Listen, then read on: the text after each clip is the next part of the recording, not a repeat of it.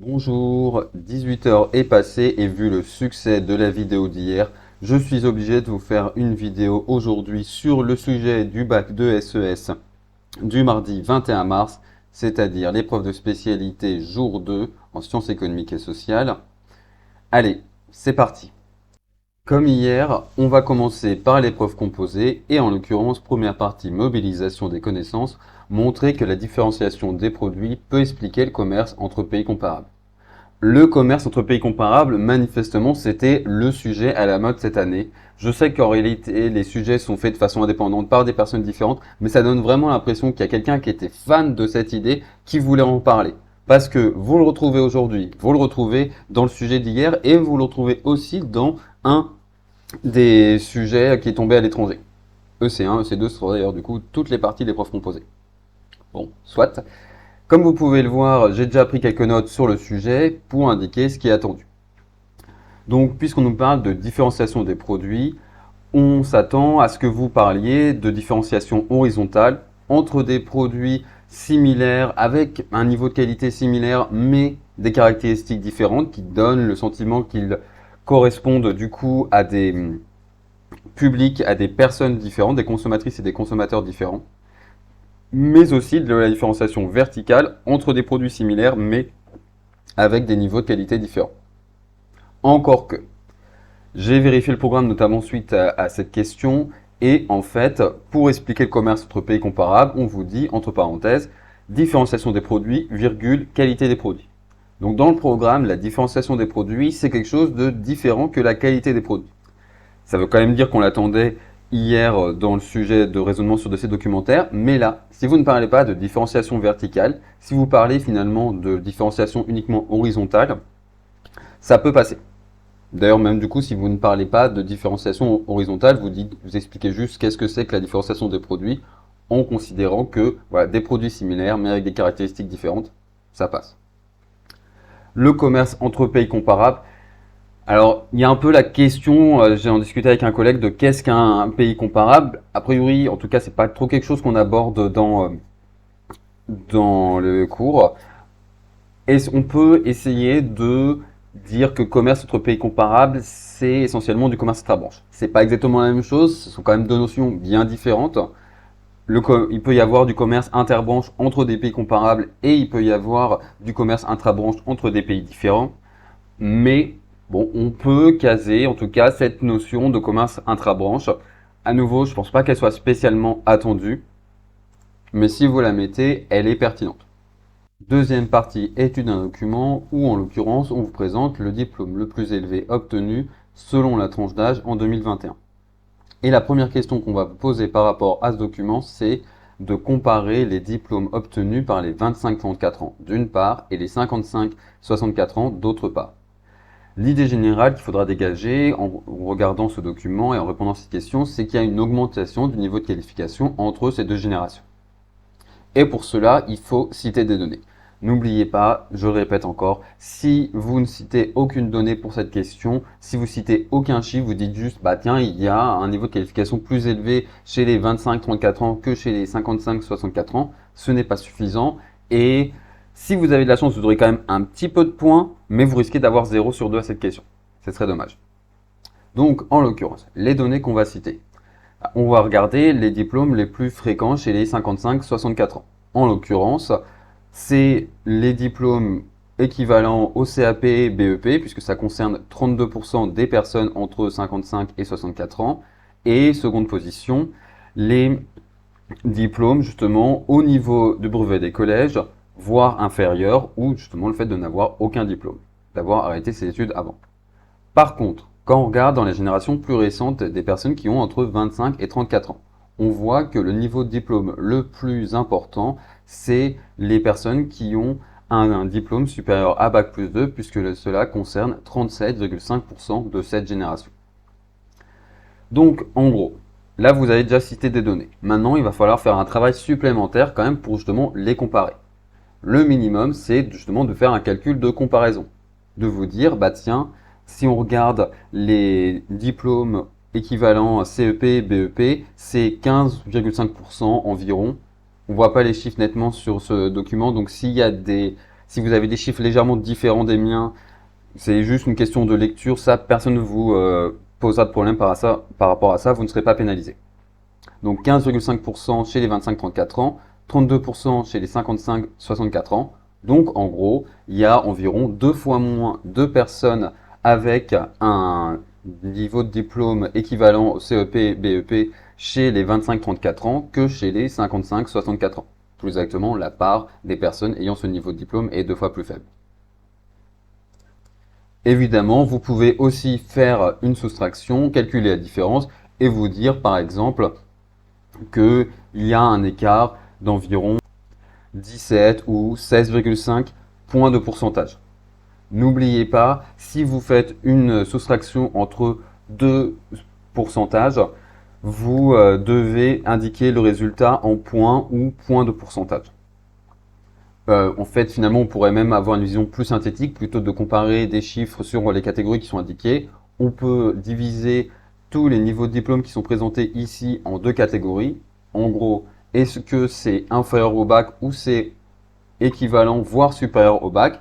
Et là, ce qu'on voit, c'est que justement, chez les 55-64 ans, il y a plus de la moitié, on est aux alentours de 60%, 59% d'après les chiffres que j'ai indiqués, de personnes de cet âge qui ont un niveau de diplôme inférieur au bac. Par contre, chez les 25-34 ans, ça concerne seulement environ 27,5% des personnes. Donc entre un peu plus d'un quart à peine. Donc là, on voit bien qu'il y a une différence. Ce type de calcul, il n'est pas nécessaire. On va surtout attendre soit une division, soit à une soustraction. Mais bon, c'est du bonus, ça ne peut qu'être valorisé. Deuxième question sur le document. À l'aide du document et de vos connaissances, vous montrerez que l'élévation du niveau de qualification est une explication de l'évolution de la structure socio-professionnelle en France. Alors déjà, je trouve que cette question, elle est mal formulée. L'élévation du niveau de qualification, c'est pas une explication, c'est un changement, une transformation de la structure socio-professionnelle. Et à la limite, il me semble plus pertinent, et à mon avis, c'est plutôt ce qu'on vous attend, ce qu'on vous demande, de expliquer l'élévation du niveau de qualification et les transformations de la structure socio-professionnelle en France. Donc, bon, évidemment, avec le document, n'oubliez pas à nouveau de citer de données. Pour cette question aussi, le travail sur le document représente sur les 4 points entre 2 et 1 point. Et donc, si vous ne citez aucune donnée, vous allez perdre ces points. Ce serait dommage. Les éléments d'explication qu'on peut donner. On peut parler de démocratisation scolaire et des différentes mesures qui ont été prises pour avoir un niveau de qualification plus élevé. La création du bac technologique en 1968, la création du bac professionnel en 1985, la généralisation des bacs professionnels depuis 2010 qui ont amené au fait qu'aujourd'hui, environ 80% d'une tranche d'âge, d'une cohorte qui justement est en âge de passer le bac, a un bac, que ce soit professionnel, technologique ou général. Bon, ça, c'est a priori plutôt des éléments qui ont été vus, en tout cas de façon plus approfondie, dans le chapitre sur l'école, qui techniquement n'étaient pas au programme. Mais il faut quand même présenter des éléments d'explication. Et j'ai reçu des commentaires me disant « Mais monsieur, le chapitre sur l'école, il n'est pas au programme, pourquoi est-ce que vous mettez la vidéo de synthèse du coup avant les épreuves ?» En l'occurrence, voilà, vous voyez, c'est quand même pas inutile, il y a des choses qu'on peut évoquer ici. On peut aussi, pour expliquer l'élévation du niveau de qualification, parler du progrès technique et du coup de la hausse de demande de travail qualifié. Donc si on a besoin de plus de travail qualifié, les travailleuses et travailleurs vont se former pour répondre à ces besoins du côté des entreprises. Enfin, troisième partie de l'épreuve composée, la fameuse EC3, le raisonnement sur dossier documentaire. Et pour cette épreuve, on vous demande de montrer que l'engagement politique dépend de variables socio-démographiques. Donc, à nouveau, comme toujours, il faut commencer par travailler le sujet avant de regarder les documents. Au brouillon, on regarde le sujet, on essaye de l'analyser. On voit qu'on nous parle d'engagement politique. Donc là, non seulement ça nous montre de quel chapitre on parle, mais aussi c'est une notion importante qu'il faudra essayer de définir dans l'introduction. On vous parle aussi de variables sociodémographiques. Donc, donner une définition de variable sociodémographique, c'est compliqué, surtout que ça dépend un peu des contextes dans lesquels on parle. Il faut en tout cas savoir de quoi est-ce qu'on parle, de quoi, qu'est-ce qu'on désigne quand on parle ici de variables sociodémographiques. En l'occurrence, dans le cadre de ce chapitre, le programme nous indique que les variables sociodémographiques, ce sont l'âge, la génération, le diplôme, la profession et les catégories socio-professionnelles et le genre et le sexe.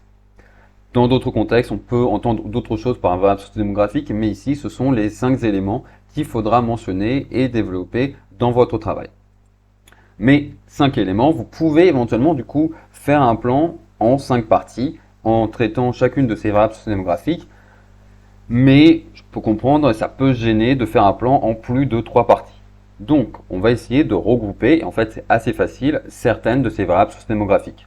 Âge et génération, on peut les mettre ensemble. Il faudra évidemment dans le développement les distinguer, mais on va les mettre ici dans une grande partie. Diplôme et profession, catégorie socio-professionnelle, on va aussi les regrouper ensemble, les mettre dans une même grande partie, et ça nous fait une troisième partie sur la question du genre et du sexe. Donc là, on a notre plan et ensuite on peut regarder les documents pour voir comment est-ce qu'ils s'insèrent. Mais on a déjà le plan, on sait déjà les éléments du cours qu'il faudra évoquer. En l'occurrence, le document 1 vous parle du travail d'Annick Percheron et d'Anne Muxel sur l'influence d'événements comme la guerre d'Algérie, mai 1968 ou les mobilisations lycéennes et étudiantes de 1986 sur l'engagement politique des individus. Là, on vous parle de clivage générationnel. Donc c'est facile en fait, comme je l'ai marqué ici, ce document vous parle de l'influence de la génération. En quoi est-ce que le fait d'être né une certaine année, à une certaine époque, et donc d'avoir connu notamment lorsqu'on arrive à l'âge de la majorité, certains événements politiques forts comme justement mai 68 ou la guerre d'Algérie, peut influencer votre politisation et votre engagement politique. Deuxième document, le taux d'adhésion à au moins une association selon le sexe. Donc là, la variable sociodémographique dont on parle, c'est facile, c'est indiqué dans le titre, c'est la question du sexe ou du genre. Donc si vous regardez ce document, vous voyez qu'il y a nettement et à peu près à chaque fois des différences selon le genre, mais pas toujours dans le même sens. Pour les partis politiques, pour les syndicats et pour les associations sportives, on voit plus d'hommes que de femmes. Par contre, pour les associations consacrées à l'aide aux personnes, les associations religieuses ou culturelles, on voit plus de femmes. Alors ici, on est quand même dans un sujet qui est sur l'engagement politique. Donc il faudra plutôt se concentrer sur partis politiques, syndicats et éventuellement groupements professionnels hors syndicats. Vous pouvez éventuellement parler des autres associations mentionnées dans ce document si vous réussissez à montrer que c'est quand même une forme d'engagement politique. Il faudra justifier ce choix. Ou vous pouvez dire que, en tout cas, non seulement dans les associations qui sont traditionnellement considérées comme politiques, les femmes sont sous-représentées et font face à des obstacles supplémentaires par rapport aux hommes, mais qu'aussi il peut y avoir une division genrée du travail et les femmes ne s'engagent pas pour les mêmes causes que les hommes. Les femmes s'engagent plus pour des causes sociales, culturelles ou religieuses, alors que les hommes vont s'engager plus que les femmes, en tout cas, pour des causes à proprement parler politiques, liées au monde du travail ou éventuellement au sport. Donc là, on voit aussi que non seulement il y a des questions de niveau d'engagement, mais aussi de sur quel domaine, sur quelle cause on s'engage. Enfin, troisième document, on vous parle du profil des abstentionnistes aux élections législatives en 2022 selon le sexe, l'âge et la catégorie socio-professionnelle. Donc là, à nouveau, on a les trois variables sociodémographiques dont on peut parler dans ce document. Après, si vous regardez les questions d'âge, les chiffres sont identiques pour les hommes et pour les femmes. Donc, il n'y a pas de différence. Ce n'est pas, pour le coup, sur la question du vote, le genre ne joue pas, n'exerce pas son influence ici. Par contre, pour l'âge, on voit clairement une différence nette entre la part des votants ou des abstentionnistes, ça dépend comment vous le voyez, entre les 18-24 ans et les 70 ans et plus. C'est d'ailleurs assez drôle que les chiffres soient inversés, qu'il y ait cette forme de symétrie entre les deux catégories. Mais en tout cas, on voit nettement que la part des votants est 2 fois plus forte chez les 70 ans et plus que chez les 18-24 ans. J'en profite aussi pour indiquer que ceci n'est pas un taux d'abstention électorale, donc voilà, faites attention à la présentation des données, etc. Pour la CSP, alors on voit clairement que la catégorie où on a le plus de votants, c'est la catégorie des retraités. Mais là, pour le coup, c'est moyennement en tout cas une influence de la profession. Ça revient plutôt sur la question de l'âge, encore une fois. Donc si on enlève la catégorie retraité, la catégorie la plus mobilisée, c'est celle des cadres, et la catégorie la moins mobilisée, c'est celle des employés. Donc on voit classe supérieure, classe populaire. Et donc une différence nette, un écart d'environ 12 points de pourcentage. Évidemment, pour répondre à la question, vous ne pouvez pas vous contenter de faire les parties sur les différentes variables sociodémographiques, de dire le genre influence l'engagement politique. En effet, on voit que dans le document 2, il y a plus d'hommes engagés dans les partis politiques et les syndicats que de femmes. Il faut donner des éléments d'explication. Donc là, il y en a plein. Je vous renvoie essentiellement à ma vidéo sur le sujet, mais si vous voulez quand même quelques éléments sur le genre, on peut parler des questions de répartition inégalitaire des tâches domestiques, de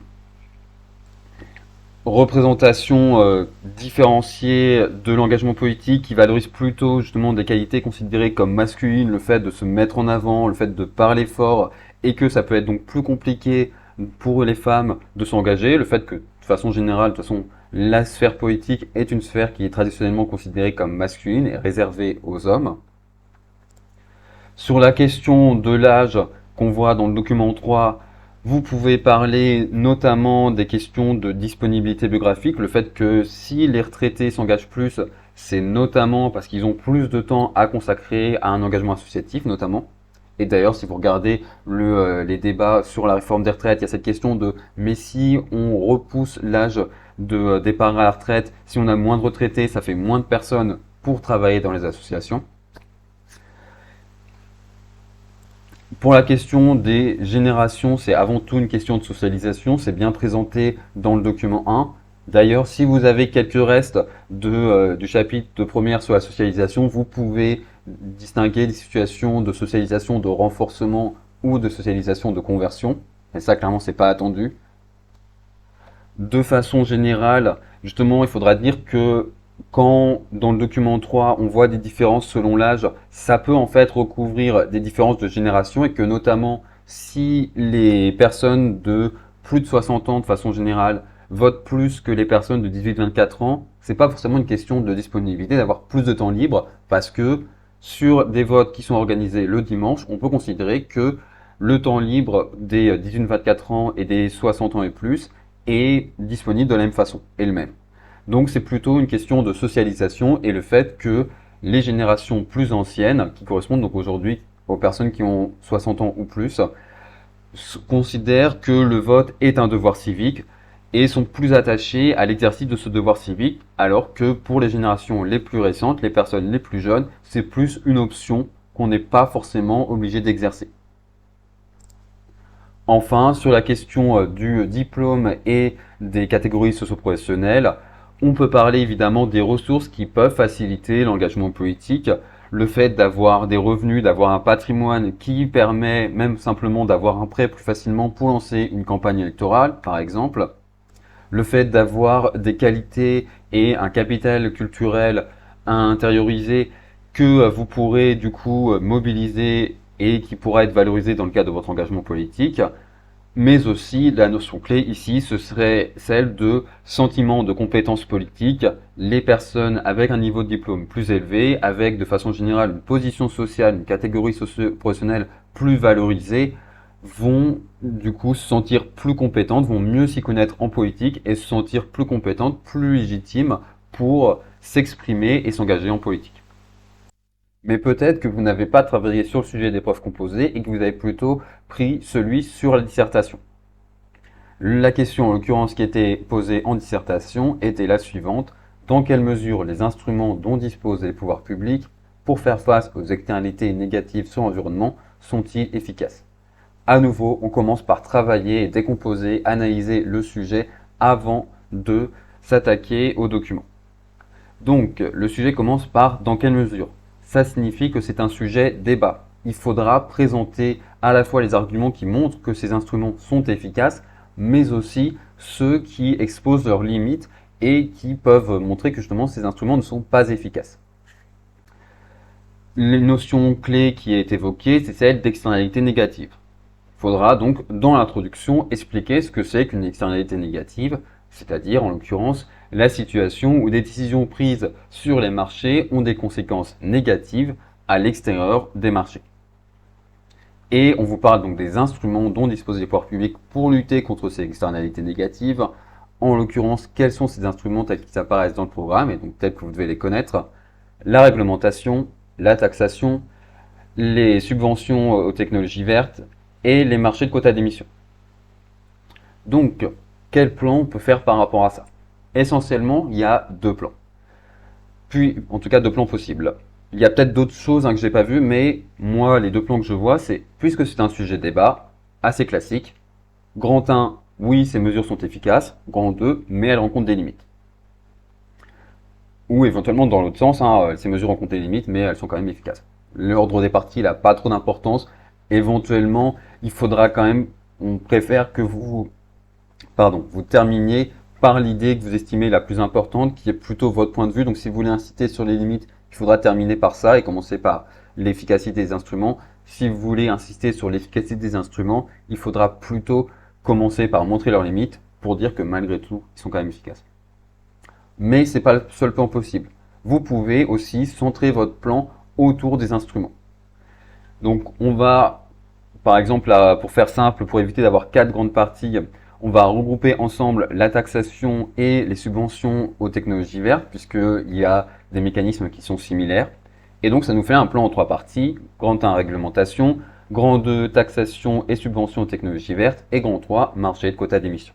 Et à l'intérieur de chaque partie, vous dites cet outil a des avantages, mais il rencontre aussi des limites.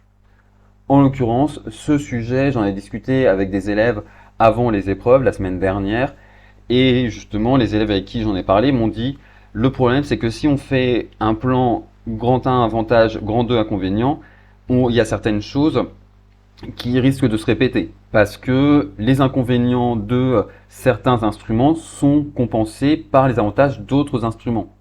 Donc vous allez dire il y a un problème avec la réglementation, mais finalement c'est un problème qui est réglé et donc c'est un avantage de la taxation. Donc ça peut amener à des répétitions, ce qui n'est pas top.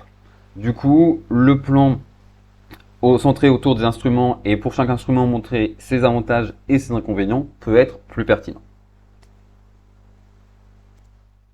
Ça vous permet en plus de conclure en disant que on voit donc que ces instruments sont complémentaires entre eux. C'est pas spécialement attendu, mais c'est vrai que c'était mentionné dans l'ancienne version du programme.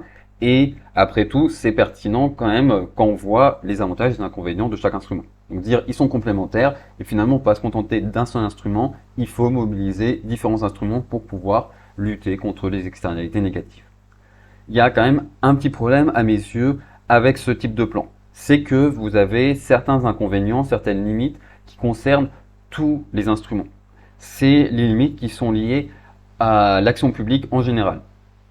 Le fait que les mesures ne vont pas être respectées, qu'il va y avoir de la fraude, c'est souvent un inconvénient qui est associé à la réglementation, mais en réalité ça peut être lié à n'importe quel outil.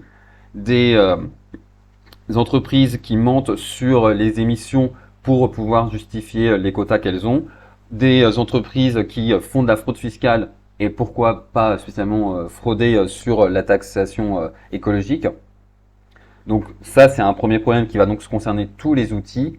Et deuxième souci, les questions de lobbying et de façon générale, le fait que les mesures adoptées ne sont pas assez efficaces, pas assez contraignantes pour justement lutter contre les effets négatifs de l'activité économique sur l'environnement. Donc si notamment il y a du lobbying derrière pour dire ok, mais nous on veut bien un peu limiter nos émissions, mais pas trop quand même, parce que ça va être compliqué, vous comprenez, pour nous économiquement. Et puis, il y a des emplois, surtout dans votre circonscription. Donc si vous voulez être réélu, il faudrait peut-être pas être trop méchant envers nous. Donc ça, c'est de fait des questions qui sont pertinentes, mais qui vont un peu se retrouver partout. Ah oui, aussi, je vais en parler dès maintenant. L'accroche pour ce sujet, elle a été facile.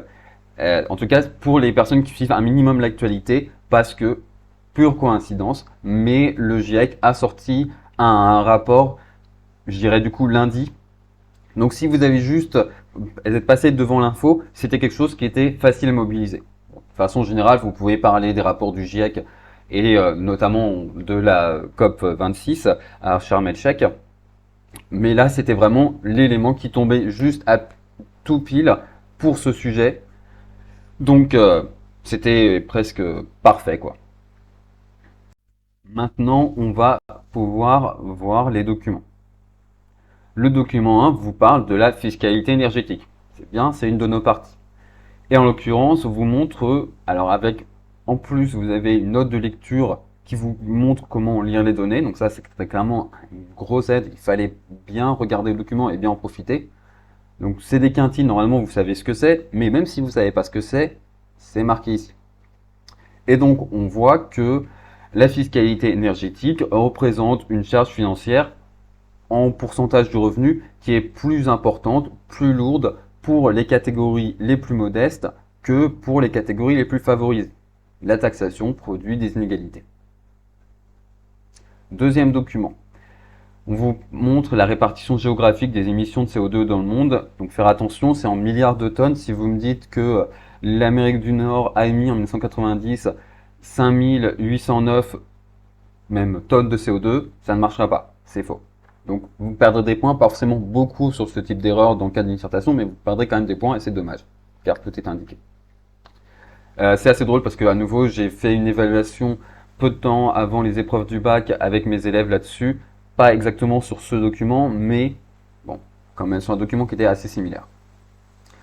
Ce qu'on constate dans ce document, c'est que de façon générale, les émissions de CO2 ont augmenté entre 1990 et 2018, donc plus 67,4% sur cette période, que cependant les augmentations sont variables selon les régions. Vous avez des régions, notamment l'Asie et des pays à l'intérieur comme la Chine et l'Inde, qui ont connu des augmentations importantes des émissions de CO2. Et vous avez à l'inverse des régions comme l'Amérique du Nord où l'augmentation est bien en deçà de la moyenne mondiale et donc relativement faible, voire des régions où ça a diminué. C'est le cas pour la région Europe et ex-URSS. Alors pour la Russie en l'occurrence, c'est sûrement lié à aucune politique climatique. On peut se dire peut-être simplement l'activité économique qui a baissé, qui s'est effondrée sur la période suite à l'effondrement de l'URSS. Ce serait une hypothèse. En tout cas, ça, je le mettrai de côté. Ce qui nous intéresse plutôt, c'est la baisse pour l'Union européenne, avec notamment la baisse pour l'Allemagne et donc le Royaume-Uni qui est exclu des chiffres, mais pour lesquels on voit aussi une baisse nette des émissions de CO2. À quoi va nous servir ce document? Bon, déjà, il va nous servir de constat. Les émissions de CO2 ont augmenté entre 1990 et 2018, donc ça monte plutôt, ça va plutôt dans tout ce qui est limite. Mais quand même, il y a certaines régions où l'augmentation a été plus limitée, voire où il y a une diminution. Notamment l'Union européenne, où il y a des politiques qui ont été mises en place, par exemple en 2005, c'est-à-dire entre 1990 et 2017, la création du système européen d'échange de quotas de carbone, le SEQC si je ne me trompe pas. En gros, le marché de quotas d'émissions européen. Donc, on peut aussi utiliser ces données-là pour aller plutôt dans le sens de l'efficacité. Peut-être que certaines ou certains d'entre vous ont pensé, en voyant ce document sur les différents États et les différentes régions du monde, aux questions de négociations internationales et des difficultés qu'elles rencontrent. Et la question c'est, est-ce que c'est dans le sujet? Techniquement, si on regarde le programme, c'est pas spécialement mentionné, en tout cas pas dans cette partie-là, donc ça ne va pas être spécialement attendu. Si vous ne l'avez pas mentionné, à mes yeux, pour l'instant c'est un engagement, enfin en tout cas c'est un point de vue personnel, je peux me tromper, mais à mes yeux, si vous n'en avez pas parlé, ce n'est pas grave. Par contre, finalement, ça rentre assez bien dans le cadre du sujet. C'est-à-dire, l'action publique, les instruments dont disposent les pouvoirs publics, c'est aussi les négociations internationales, parce que justement, il faut agir au niveau international, au niveau mondial, pour lutter contre les émissions de gaz à effet de serre et pas simplement agir au niveau national, mais on compte des limites sur les questions de passagers clandestins et sur les questions de justice climatique. Donc, on pourrait éventuellement faire une partie là-dessus. Si c'est le cas, à mes yeux, ce n'est pas spécialement hors sujet. Si ce n'est pas le cas, ne vous inquiétez pas, ce n'était pas spécialement attendu, je ne pense pas en tout cas, et donc vous ne perdrez pas trop de points par rapport à ça. On continue. Troisième document nous parle de bonus écologique, de prime à la conversion et de malus écologique. Donc là, c'est facile. En plus, on vous dit le malus écologique, c'est une taxe. Donc, on vous parle à la fois de taxation et de subvention aux technologies vertes. Vu que on vous en parle dans le même document, ça justifie l'idée de les rapprocher et de les regrouper ensemble dans la même partie. Enfin, pour le dernier document, on vous parle de l'évolution du prix moyen de la tonne de CO2 en Europe pour l'industrie. Ça, j'ai eu un peu de mal à exactement comprendre ce document parce que qu'est-ce qu'on entend par prix moyen de la tonne de CO2? Si c'est une notion générale, ça peut faire référence à toutes les mesures qui justement cherchent à mettre un prix sur les émissions de gaz à effet de serre, donc les marchés de quotas d'émissions, mais aussi les taxations, puisque là, vous devez payer en fonction de vos émissions de gaz à effet de serre.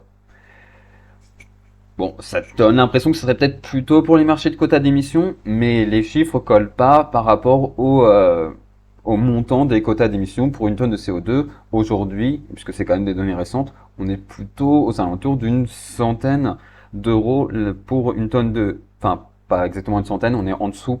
On est plutôt aux alentours entre 80 et 90, je dirais, euros pour une tonne de CO2, donc les chiffres collent pas trop. Donc ça, du coup, j'avais un peu de mal à bien comprendre ce document, à comprendre ce à quoi il faisait référence. Par défaut, je me suis dit que ça devait être les marchés de quotas d'émissions, mais je suis pas certain. J'assiste pas à la réunion de correction sur ce sujet, donc bon, j'essaierai de voir si je peux quand même avoir des infos. Si vous voulez en savoir un peu plus sur les éléments qui étaient à évoquer dans cette dissertation, j'aurais tendance à commencer à vous renvoyer sur la vidéo que j'ai faite sur le sujet. Cependant, je vais quand même vous donner quelques pistes et un plan un minimum détaillé. Je vais partir sur le plan centré sur les instruments, même s'il faudrait se débrouiller pour parler quelque part dans l'introduction, dans une partie à part, dans la conclusion, des limites qui concernent tous les instruments. On va commencer par la réglementation. Avantage, c'est efficace, on voit facilement l'impact sur l'environnement. Inconvénient, c'est pas très utile, pas très pratique pour concilier croissance économique et protection de l'environnement. Ça gère mal l'hétérogénéité des entreprises, le fait qu'elles n'ont pas toutes à faire les mêmes efforts pour être moins polluantes, et ça n'a pas de caractère incitatif pour faire des efforts pour aller encore plus loin au-delà de la norme. De même, et ça c'est un peu lié à la même idée, c'est surtout efficace s'il y a des technologies alternatives déjà disponibles, mais ça ne vous fournit aucune incitation et aucune aide pour développer ces technologies alternatives. Autre outil de grand 2, taxation, et on va mettre ensemble subvention aux technologies vertes. Le principe, c'est celui de la taxe pigouvienne. On fait en sorte que les coûts pour les entreprises soient les mêmes que les coûts pour la société. Et par contre, donc ça c'est le principe, et on va aussi avoir cette idée que ça me permet de mieux générer l'hétérogénéité des entreprises, parce qu'une entreprise qui aurait du mal à changer sa production pourrait plus ou moins faire le choix de payer plus de taxes et de continuer à polluer. C'est aussi un outil qui a un caractère incitatif. Les entreprises vont faire des efforts pour réduire leur pollution le plus possible et donc payer le moins de taxes possible. Par contre, il y a des inconvénients. Ça a des Ah oui, et par contre, non, j'ai oublié un avantage. La taxation offre aussi un double dividende. Non seulement vous réduisez les comportements polluants, mais en plus, l'État gagne de l'argent qu'il peut ensuite utiliser de différentes façons. Par exemple, de façon générale, pour financer la transition écologique. Mais ça a des inconvénients, notamment en termes d'inégalité. Comme on le voit dans le document 1, la taxation écologique ne pèse pas de la même façon sur tous les ménages selon leurs caractéristiques, selon leur niveau de vie et selon aussi l'endroit où ils vivent. Sur les subventions aux technologies vertes, on a finalement le principe de taxe pigouvienne inversée. On essaye, donc là c'est plutôt pour en fait aider les entreprises à développer des activités avec des externalités positives. Donc à nouveau, on essaye d'aligner le coût pour les entreprises au coût pour la société, mais cette fois-ci de réduire le coût pour les entreprises pour qu'elles prennent en compte les avantages pour la société. Le problème essentiellement, c'est que ça représente une charge sur les dépenses publiques, ça creuse le déficit, donc ça c'est l'inverse du double dividende finalement. Au lieu d'avoir de l'argent en plus, vous avez de l'argent en moins. Enfin, troisième outil, les marchés de quotas d'émissions, qui semblent être un bon compromis entre réglementation et taxation, parce que d'un côté, on fixe un niveau de quota qu'il ne faudra pas dépasser, donc on voit bien l'impact sur l'environnement, comme pour la réglementation, mais ensuite, on laisse les entreprises échanger entre elles, ce qui permet à la fois de gérer l'hétérogénéité des entreprises. Les entreprises qui ont du mal à changer leur production pourront acheter plus de quotas, et d'avoir un caractère incitatif pour faire justement toujours plus d'efforts pour réduire sa pollution, en se disant bah, si je réduis ma pollution, que j'ai pas besoin de certains quotas, je peux les revendre aux autres entreprises. Et si, autre avantage aussi, c'est que c'est un outil qui est facile à déployer à l'international, ce qui peut faire le lien avec le document 2, alors que ce n'est pas vraiment le cas pour la réglementation ou la taxation qui sera essentiellement un outil national. L'inconvénient, c'est que c'est difficile à déployer entre de nombreux acteurs. On est quand même, si je ne me trompe pas, sur un millier d'entreprises d'implantation et d'industrie qui sont concernées dans l'Union européenne. Mais si on devait mettre ça en place entre tous les habitants et habitantes de l'Union européenne, ce ne serait tout simplement pas possible. C'est pour ça qu'il faut recourir à des outils comme la taxation et la réglementation. Il peut y avoir aussi des problèmes si le niveau des quotas, il y a trop de quotas par rapport aux besoins de l'économie, notamment suite à une crise économique. Et là, c'est plutôt la question du document 4, justement, où on voit que le prix de la tonne de carbone baisse après 2008 à cause de la crise économique provoquée, ce qui n'a remonté que justement quand on a commencé à sortir de cette crise véritablement, donc vers 2018. Comme toujours, si vous avez apprécié cette vidéo, merci de l'indiquer en la likant sur YouTube, en vous abonnant si ce n'est pas encore le cas.